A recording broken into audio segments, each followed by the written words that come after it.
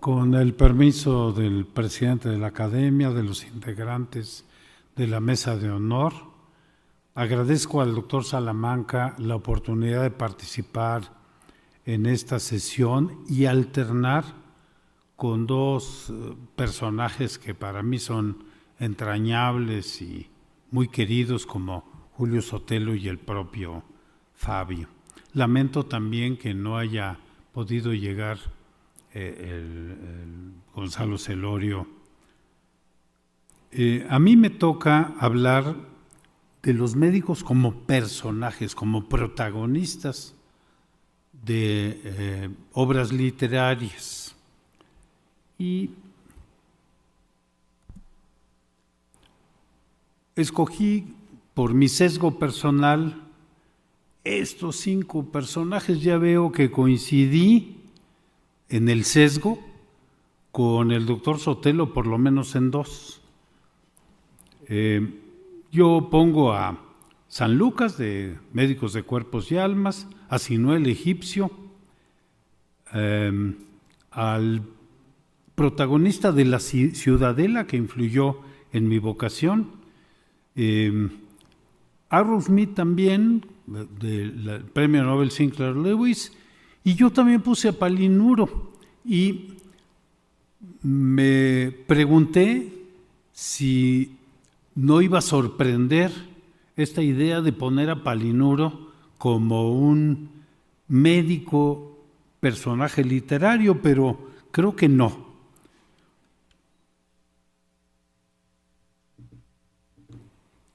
Nada más estos pasajes les dan una idea, porque Palinuro es un personaje variopinto que ni siquiera se puede decir que es médico, estudiante de medicina o qué diablos es. Pero ahí les van 2 citas.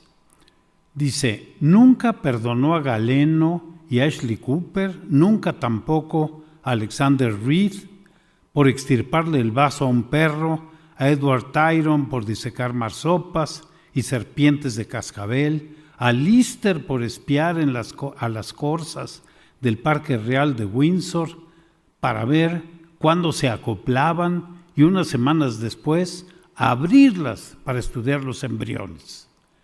Tampoco perdonó, qué esperanzas, a Lavoisier por asfixiar gorriones en una campana de cristal para demostrar que la respiración animal equivalía a una combustión química.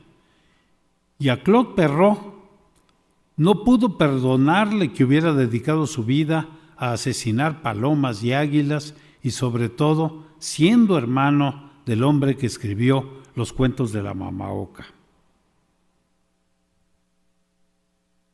Increíble, señor Lister, dijo Palinuro. Yo no soy Lister, querido amigo, soy el doctor Harvey, dijo el señor Harvey Lister.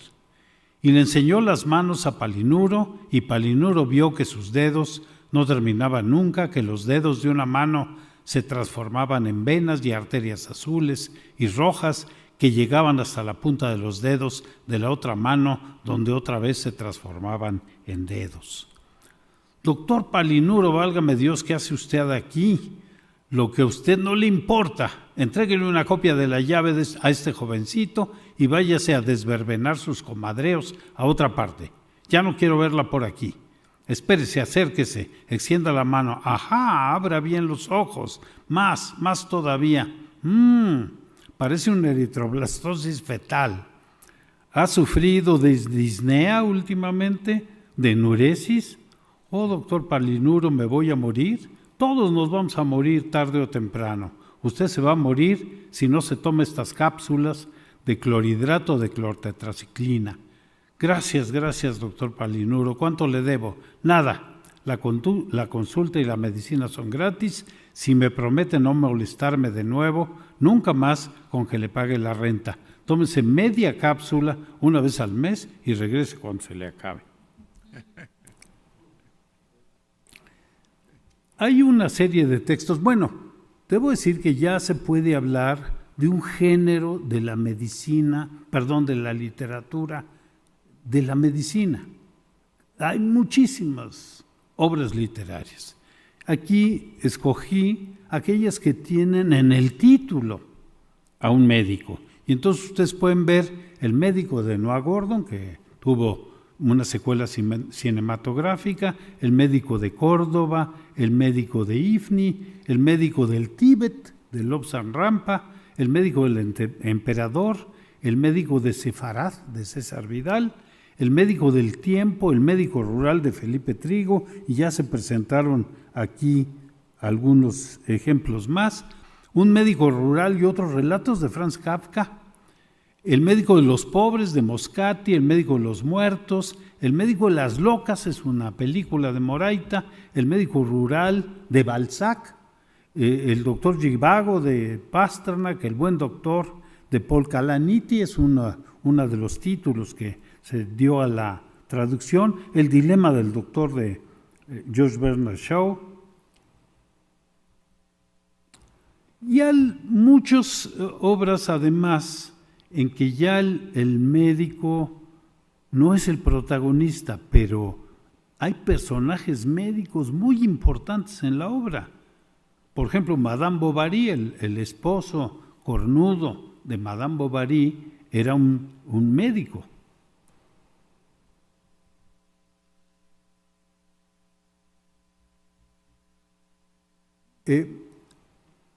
Muchas de las obras que el médico es protagonista lo ensalzan, lo idealizan, pero hay un grupo de escritores, uno de ellos ya lo refirió el doctor Sotelo, que se podrían agrupar dentro de un grupo de escritores iatrofóbicos, que más bien hablan mal de los médicos, se burlan de ellos, los ridiculizan, etcétera, y tal vez el más conspicuo es Molière, pero también Montaigne, ahorita vamos a ver, Iván Illich ya se mencionó, George Bernard Shaw y Francisco de Quevedo, que nunca dejó a nadie completo, ¿no? Aquí estas son algunas de las obras de Molière que se refieren a los médicos. Esta es una representación que se hizo del enfermo imaginario en la Ciudad de México hace no mucho. Y fíjense Montaigne decía, puede que mi odio por la medicina sea heredado, pero en primer caso lo he fortalecido con argumentos y motivos. Él tenía, creo que, litiasis urinaria. En primer lugar, la experiencia de otros me hace temerla. Nadie que yo vea y sepa cae enfermo con tanta frecuencia y tarda tanto en recuperarse como aquel embelesado por los principios de la medicina. Su misma edad se debilita y se perjudica debido a sus propias dietas y precauciones. Los médicos no están contentos de tratar con el enfermo, pero se entremeten constantemente con el sano para enfermarle. De modo que nadie escapa a su dominación. He estado enfermo con la suficiente frecuencia para aprender que puedo soportar mi dolencia y librarme de ella como cualquiera y sin añadir la vileza de sus recetas. Encuentro que la enfermedad me aparta a un lado y si siguiera las indicaciones de los médicos, ellos me despistarían hacia el otro, de modo que entre la naturaleza y el arte estaría completamente perdido. No me gusta curar una enfermedad con otra y odio los remedios que son más molestos que el propio mal.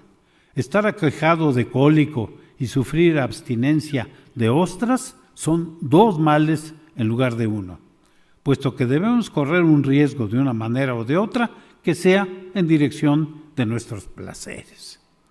Nunca he sufrido de daño alguno por cualquier acción que fuese muy agradable a mis ojos y por consiguiente he confeccionado mis teorías médicas de modo que se sometan a mis placeres. Si un médico no aprueba lo que usted beba, determinado clase de vino o coma cierto tipo de alimento, no se preocupe por ello. Habrá otro que tenga un criterio divergente. Ese es Montaigne.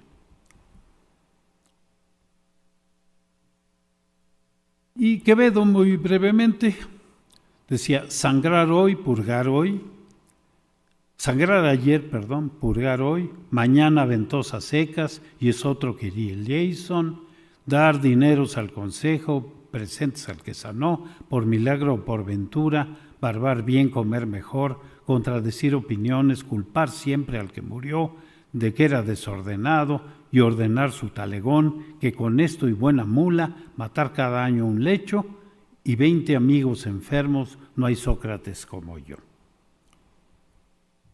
Iván Illich, su libro al que hacía alusión el doctor Sotelo.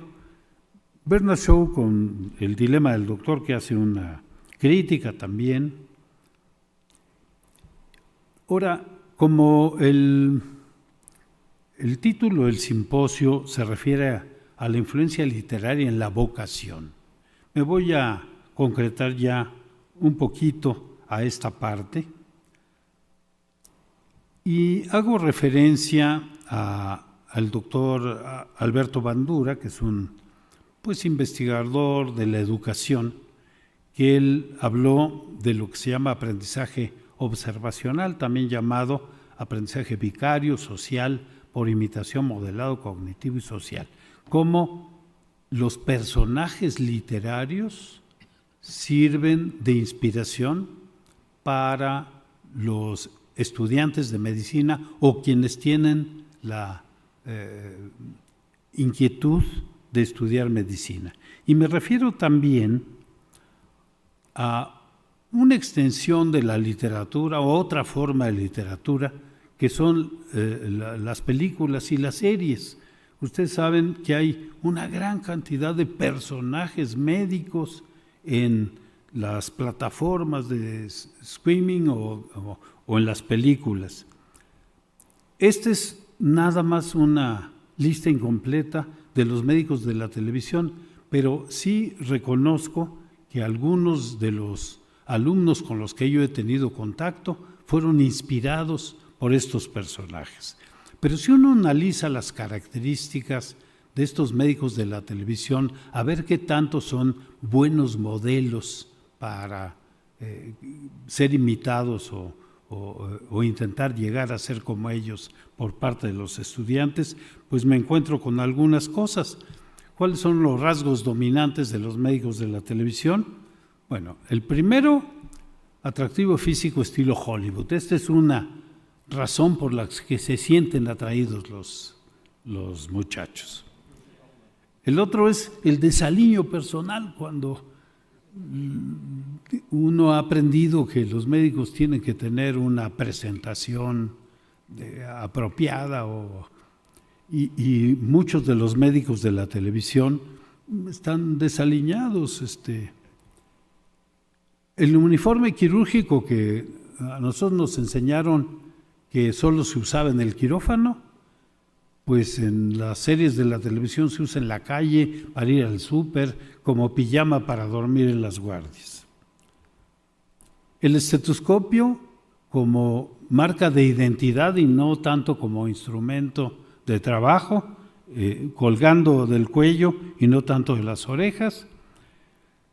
Las vidas personales desordenadas y complicadas, si no fuera así, no serían protagonistas de una serie. Y entonces los muchachos pueden creer que para ser médico hay que tener una vida desordenada y complicada. Hipersexualidad y promiscuidad con rasgos obsesivos, andan buscando con quién acostarse esa noche. El interés por el paciente en mucho es instrumental, es un instrumento de trabajo, es un objeto de trabajo. Los modelos de este tipo de personajes son esclavos de la tecnología. Lo que logran es porque tienen acceso a una gran cantidad de tecnología. Competitividad salvaje, no importa que pisoteen al colega con tal de ellos avanzar o progresar. Y por último, un conocimiento esquemático en que le dicen uno al otro: a ver, dígame las 5 causas de no sé qué, o dime los 3 tratamientos para tal cosa. Es una forma esquemática de aprender. Bueno, Hasta ahí lo dejo, un poco una alusión a la influencia de la literatura y su extensión en la vocación médica. Muchas gracias.